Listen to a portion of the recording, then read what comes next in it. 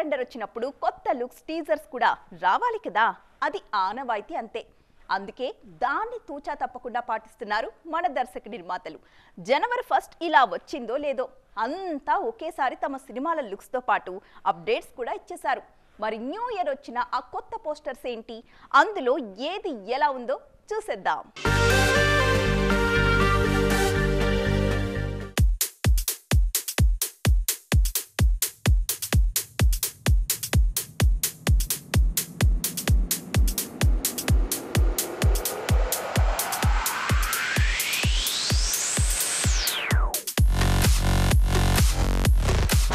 చూస్తున్నారుగా, కొత్త ఏడాది వచ్చిన కొత్త పోస్టర్స్ అన్ని ఒక్కరో ఇద్దరో కాదు, దాదాపు డజన్ మంది తమ సినిమాల లుక్స్ విడుదల చేశారు.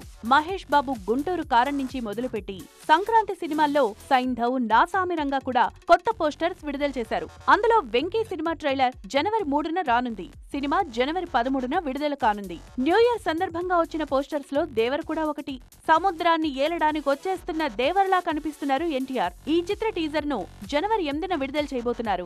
అలాగే గోపీచంద్ భీమా లుక్ విడుదల చేశారు. కన్నడ దర్శకుడు హర్ష ఈ సినిమాను తెరకెక్కిస్తున్నారు. ఇక విశ్వక్ సేన్ గ్యాంగ్స్ ఆఫ్ గోదావరితో పాటు VS10 పోస్టర్స్ సైతం రిలీజ్ చేశారు మేకర్స్.